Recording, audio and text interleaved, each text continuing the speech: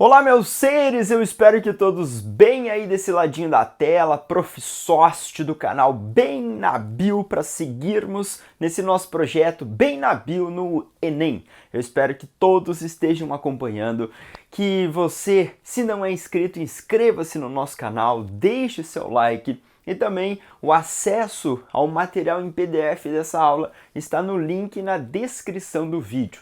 Faça aí a aquisição desse material totalmente gratuito, só baixar ali, clicar, pegar o PDF e você pode fazer as anotações na sequência do que eu vou explicando para vocês. Vai fazendo as anotações, seu cérebro vai gostar de ver, ouvir e depois praticar em testes ainda para vocês.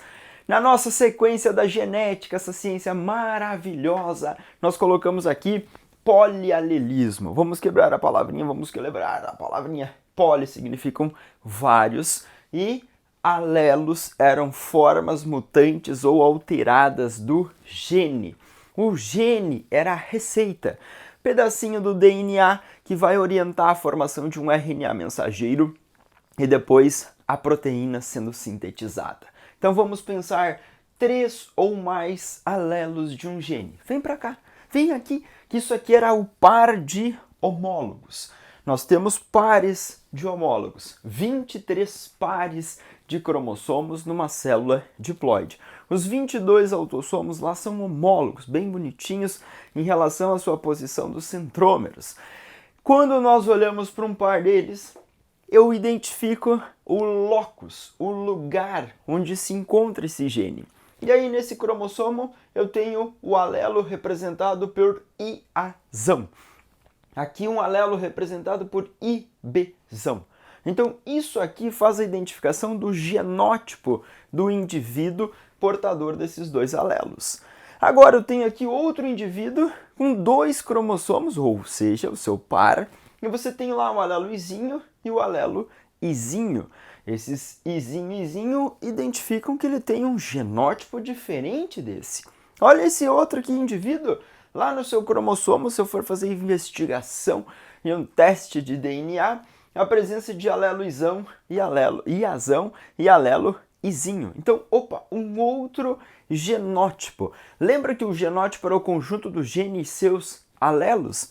Então aqui eu vejo indivíduos com 3 genótipos diferentes. Mas você vai falar, Sost, eu tenho aqui 3 indivíduos, 1, 2, 3. Mas cada indivíduo apresenta apenas 2 alelos. Perfeito.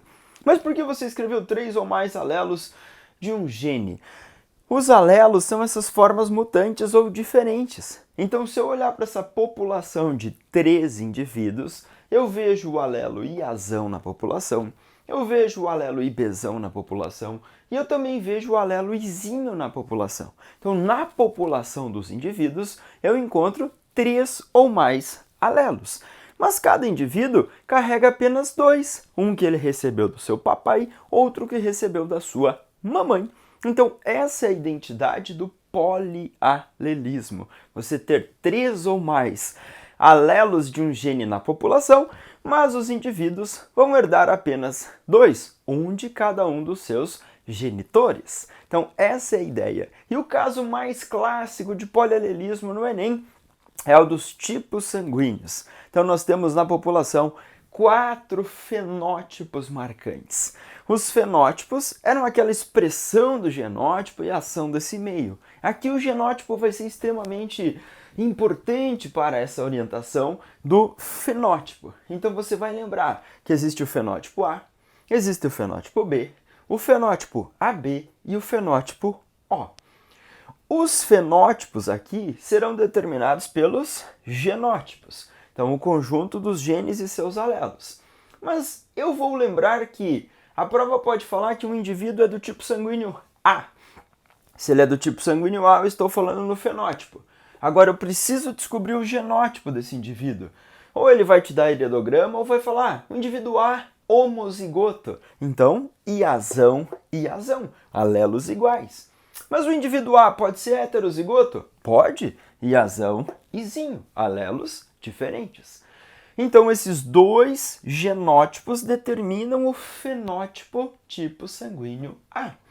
Ah, mas e se a prova falar no tipo sanguíneo B, sócio? Fenótipo B.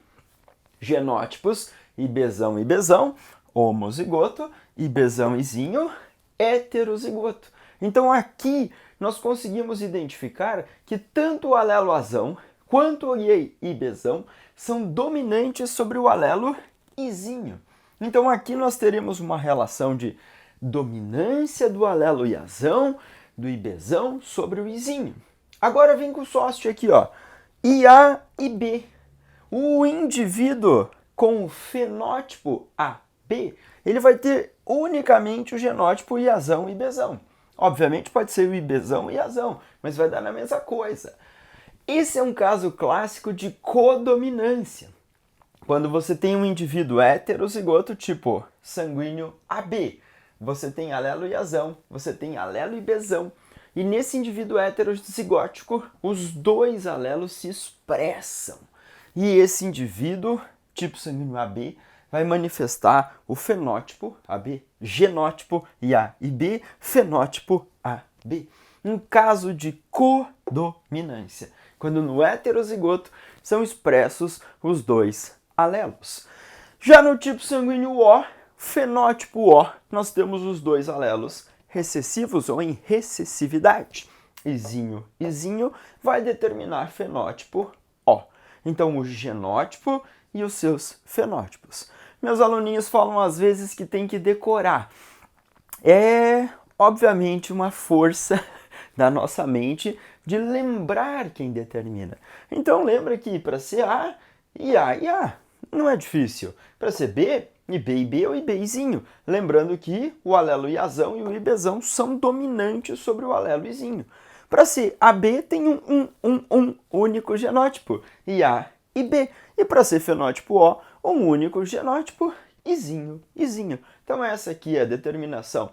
1, 2, 3, 4, 5, 6 genótipos na população que vão orientar 4 fenótipos para o sistema sanguíneo chamado de AB. Só que agora eu preciso dar um passo à frente. Esse genótipo é o conjuntinho ali dos genes que os indivíduos apresentam. E esse gene vai expressar uma informação. E essa informação vai aparecer na membrana das hemácias. Glicoproteínas, glicolipídios, na membrana das hemácias, funcionam como antígenos, ou seja, substâncias estranhas. Eu escrevi aqui do ladinho aglutinogênio, porque a prova pode usar termos bonitos, falar quem é do tipo sanguíneo A, apresenta aglutinogênio A nas suas hemácias. E a aglutinina anti-B no plasma. Você vai falar, sócio, palavras bonitas. No nosso cérebro, o aglutinogênio, eu quero que você lembre de um antígeno. Antígeno é a substância estranha. E a aglutinina, eu quero que você lembre do anticorpo. Geralmente, quando aparece essa palavrinha anticorpo na sua mente, é para uma reação de defesa, algo que vai proteger. Os anticorpos são proteínas de defesa ou imunoglobulinas. Aqui, nós já nascemos com essa programação. Então, nós temos uma orientação genética. Mesmo que não nascido ainda, logo nos primeiros anos de vida, a gente vai ter uma expressão para outros fatores do nosso tipo sanguíneo. Mas grava na sua mente que já vem de fábrica isso. Já nasci com essa relação. Já carreguei de fábrica. Então, se eu sou do grupo sanguíneo A, significa que eu recebi um alelo IA e um alelo IA dos meus genitores, ou um alelo IA e um alelo Izinho. E lá nas minhas hemácias irão expressarem-se substâncias químicas que vão determinar eu ser do tipo sanguíneo A. Então, quem é do tipo sanguíneo A apresenta aglutinogênio ou antígeno A na membrana das hemácias. Hemácias são os glóbulos vermelhos, as células em maior quantidade na nossa corrente sanguínea. Quem é do grupo sanguíneo B vai apresentar um aglutinogênio B. ele vai ter uma sequência de informações aqui no DNA que vai promover a expressão de substâncias diferentes na membrana das hemácias. E aí a galera que foi descrevendo e fazendo essas descrições chamou de tipo sanguíneo B. Esse é um pouquinho diferente. Eu fiz aqui o aglutinogênio A, uma bolinha, como se fosse um pierce A na membrana das hemácias. Aqui um pierce B na membrana das hemácias, um aglutinogênio de estrelinha. Então quem é do tipo sanguíneo A tem bolinha como um pierce, um antígeno, uma substância estranha na membrana das hemácias. Quem é aglutinogênio B tem estrelinha, pierce de estrelinha na membrana das hemácias, ok? E a regra é, se você é do tipo sanguíneo A, o seu organismo tem instruções para produzir aglutininas anti-B. As aglutininas são os anticorpos, as substâncias estranhas. Então, se você é do tipo sanguíneo A, na membrana das hemácias existe o aglutinogênio A e no plasma, parte líquida do sangue. Se você não lembra, faz de conta que isso aqui é um vaso sanguíneo. Muito bem. Faz de conta que estão viajando as hemácias aqui, as células vermelhas. E todo esse fundo branco aqui do quadro do Sost é a parte líquida do sangue chamado plasma. E aqui estão viajando os anticorpos. Parecem uns Yzinhos assim, ó. Eles estão viajando. Uhul! Então, se você é do grupo sanguíneo A, você tem o pierce A aqui na hemácia e você tem os anti-B viajando na parte líquida do sangue chamado de plasma, ok? Agora inverte o rolê. Se você é do tipo sanguíneo B, você tem as hemácias com um piercezinho B, diferente, e o anticorpo é o anti-A, contrário ao grupo sanguíneo A. Se você é do grupo sanguíneo AB, olha que fofo, você tem o pierce A, você tem o pierce B na membrana das hemácias, você tem os dois aglutinogênios, e você não tem nenhuma aglutinina, nenhum anticorpo viajando. Para esse tipo sanguíneo, nós não teríamos aqui os anticorpos viajando. Já se você é do grupo sanguíneo O, olha a membrana da hemácia desse indivíduo O. Não tem nenhum aglutinogênio, nenhum pierce, nenhuma estrutura na membrana das hemácias. Mas no plasma estarão viajando os anticorpos, tanto anti-A quanto anti-B. Então isso também é essencial para a nossa prova, porque isso vai ter uma influência naquela relação de transfusão sanguínea. Então aí no seu material tem aí os fenótipos A, B e AB e tem as setinhas de transfusão sanguínea. Observe aí no seu material. Vai, pega aí. Tem um esqueminha de transfusão. A doa e recebe de A. B doa e recebe de B. AB doa e recebe de AB. O doa e recebe de O. Tá vendo isso? Quem é o doador universal aí? Quem é o doador universal? Quem é o doador universal desses tipos sanguíneos? Doador universal. O O. Por quê? Porque ele não apresenta aglutinogênio nas hemácias. Então, quando os indivíduos recebem o sangue, geralmente eles recebem uma solução de hemácias ali. Só as hemácias, sem aquele plasma, sem aquele restante.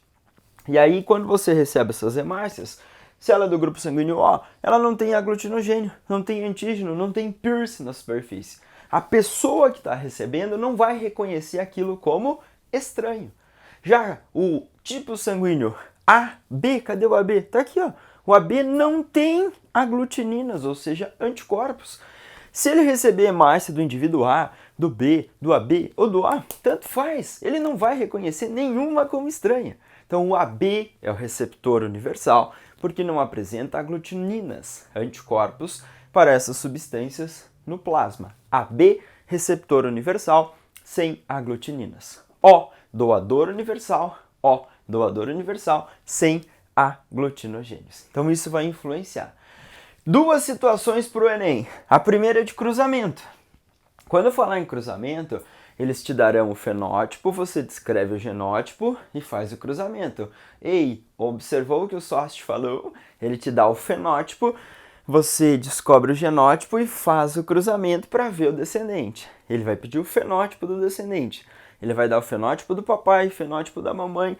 Você vai ter que descobrir os genótipos, cruzar e descobrir o fenótipo dos filhitos. Então essa é a sequência.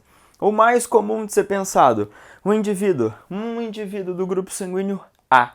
casou-se com uma mulher do grupo sanguíneo B. Ambos os indivíduos são heterozigóticos. Então, IA, Izinho e B, Izinho. Esse é o exercício da mente do sóste. Ou uma mulher do grupo sanguíneo A, filha de pai O.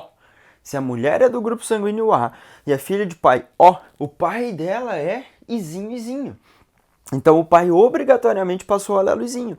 Se ela é A, ela vai ter que ser IA, Izinho. Um homem do grupo B, filho de mãe O. Se ele é do grupo B, ele tem que ter o IBzão. Tem que ter o IBzão. Ele pode ser IBzão, IBzão ou IBzão, Izinho. Mas se a mãe dele é O, ele vai receber obrigatoriamente o Izinho. Então, IA, Izinho e B, Izinho. Esse é o cruzamento. Separa no quadro de Punnett o genótipo do indivíduo sexo masculino, sexo feminino e junta IA e B, Izinho, IA, Izinho e Izinho, Izinho. 25%, ou seja, 1/4 para ser do tipo sanguíneo AB, 1/4 para ser do tipo B, 1/4 para ser A e 1/4 para ser O.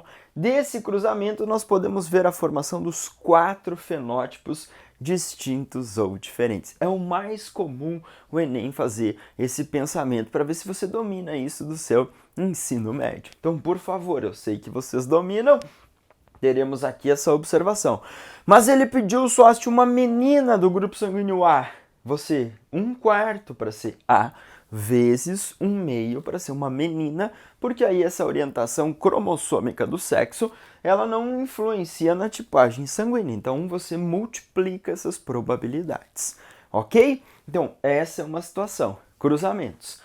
A outra situação é na reação de aglutinação. A aglutinação é você pensar no encontro do antígeno com o anticorpo. Então o Enem fala que foi numa escola, uns profissionais da área da saúde iam fazer testes de tipagem sanguínea. Muito bem. 4 indivíduos foram voluntários.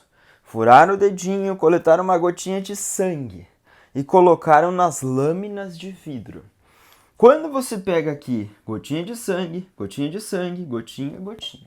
Os profissionais da saúde vão ter lá um frasquinho com um soro contendo anti-A e contendo anti-B. Então, ele pingou as gotinhas do anti-A nessa gotinha de sangue. Com o tempo, ele pingou e percebeu que as hemácias aglutinaram. Elas começaram a ficar todas juntinhas, todas bem próximas. Pingou aqui e elas aglutinaram, ficaram bem próximas, bem próximas. Beleza, essa é uma situação. Pingou o soro anti-A aqui, misturou, esperou um tempinho, não aconteceu nada. Pingou o anti-B, esperou um tempinho, opa, aglutinou aqui. As hemácias ficaram todas juntinhas. Muito bem. Agora aqui embaixo, pingou a gotinha aqui. De repente, com o tempo, elas foram ficando todas juntinhas, todas reunidas. Aglutinar é agrupar, é juntar elas. Porque eu estou vendo uma relação do antígeno com o anticorpo. O antígeno encontrou o anticorpo, ocorreu uma reação ali. E essas hemácias vão ficando juntinhas. Pinguei uma gotinha de anti-A aqui, esperei. Peguei uma gotinha de anti-B aqui, esperei. Não aconteceu nada. E aí vem, vamos lá. Qual é o tipo sanguíneo desse indivíduo 1? O indivíduo 1 é do tipo sanguíneo AB. Você falou, ué, sócio, por quê? Porque o indivíduo AB tem as hemácias com o Pierce A e o Pierce B. Tá aqui o Pierce A de bolinha, tá aqui o Pierce B de estrelinha. Quando jogou o anti-A grudou aqui. O anti-A é contra o A. Então o anti-A ele fica procurando o aglutinogênio A. Se tem aglutinogênio A, grudou aqui. Se tem aglutinogênio B, grudou aqui. Então jogou o anti-A, jogou o anti-B, eles encontraram os aglutinogênios. Se encontrou o aglutinogênio, eu vou pensar na hemácia. Encontrou o aglutinogênio A, encontrou o aglutinogênio B, é do tipo AB. Aqui jogou o anti-A, encontrou o aglutinogênio A? Não, encontrou o B. Sim, então tem B, mas não tem A. Qual é o tipo sanguíneo? B. Jogou o anticorpo, a aglutinina, anti-A. Aqui ele encontrou A. Ele ligou, fez as hemácias ficarem juntinhas. Aqui não encontrou o B. Se encontrou o A e não encontrou o B, é do tipo sanguíneo A. Joguei o anti-A, joguei o anti-B aqui. Quando jogou o anti-A e o anti-B, vamos tentar encontrar o A e o B. Não encontrou A, não encontrou B. Significa que não tem nem aglutinogênio A, nem aglutinogênio B. Então o tipo sanguíneo é O. Se nós olharmos para isso, é uma relação importantíssima para a tipagem sanguínea. Tipo sanguíneo A, tipo sanguíneo B.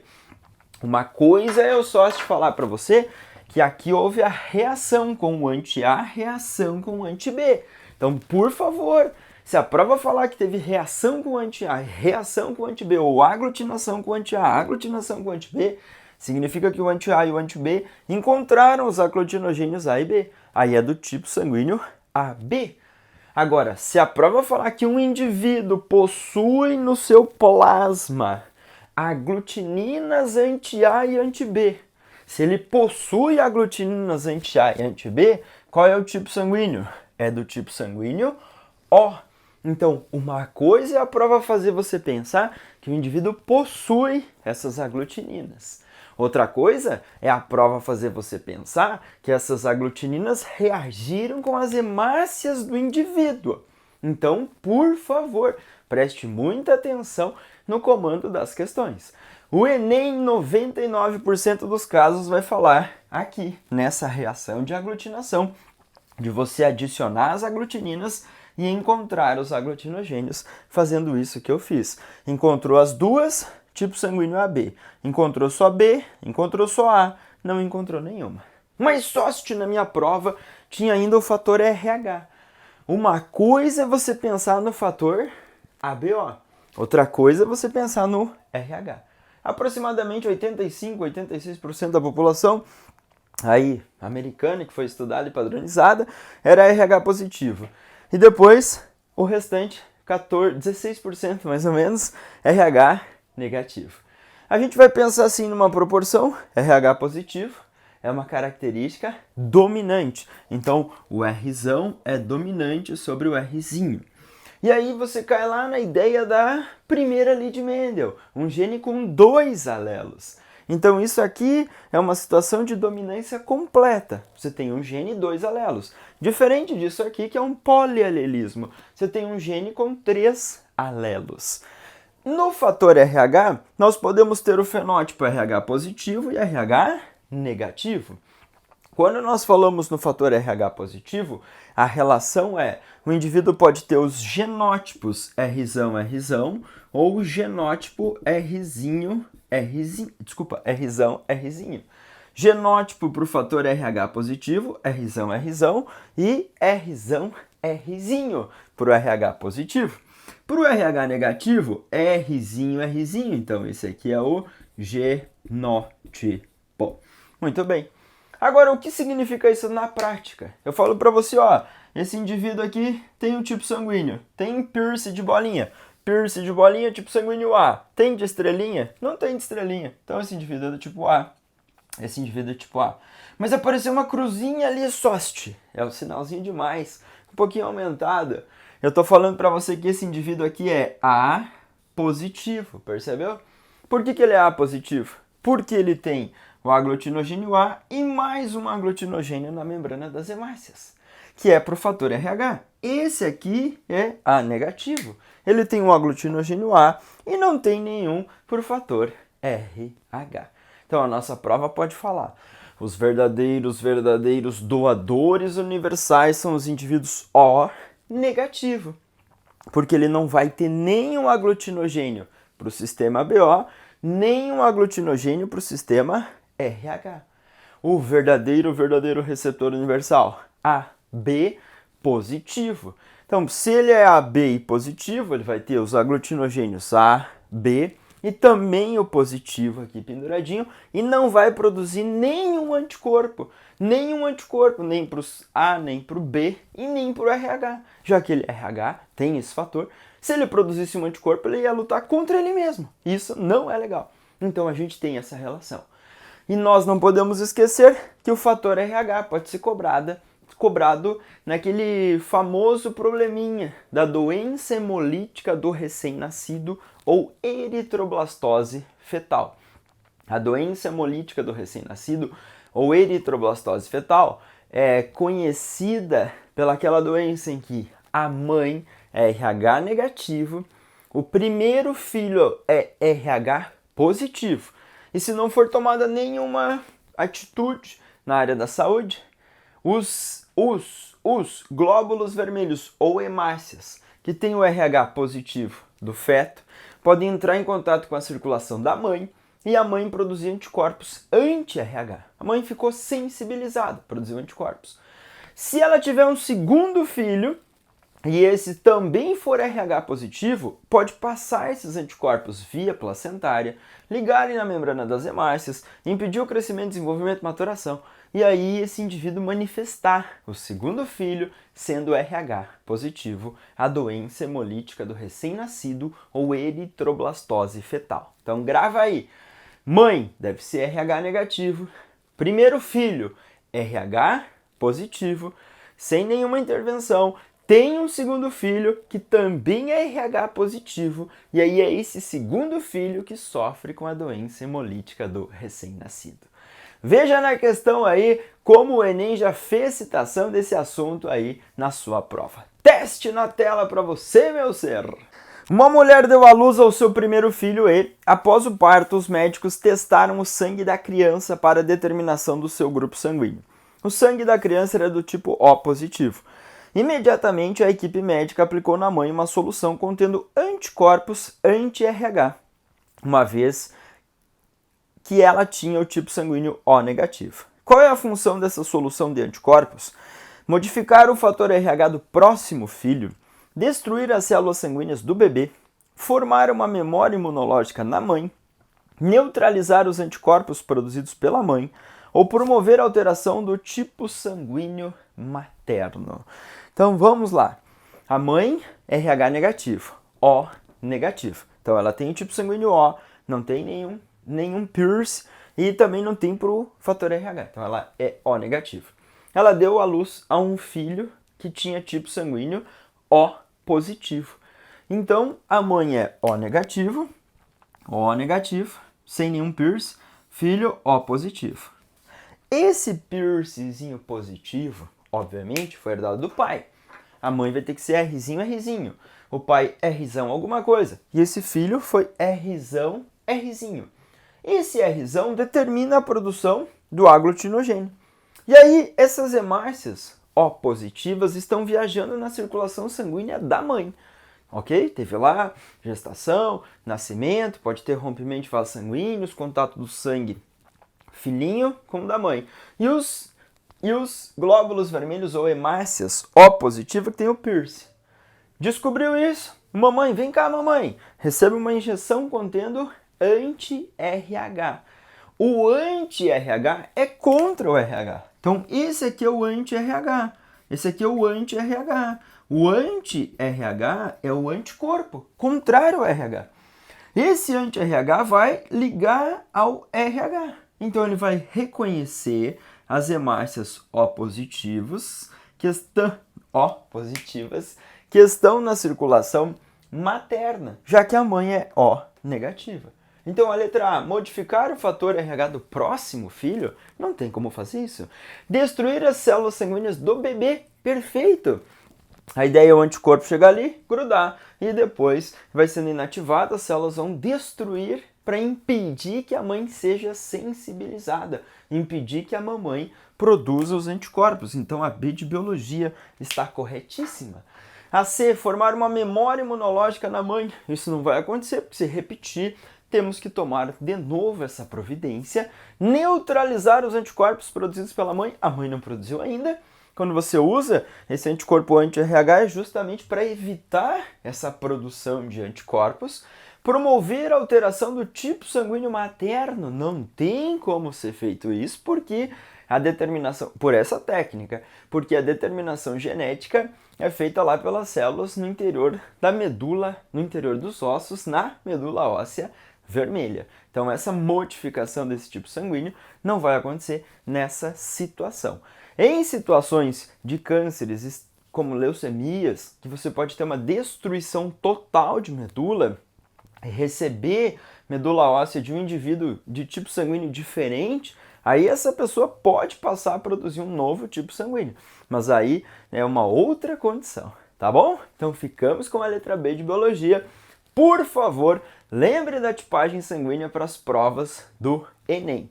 Se você não é inscrito, inscreva-se no nosso canal, deixa o like para nos apoiar e também lembrando que o material dessa aula está na descrição do vídeo. Bom estudo a todos vocês!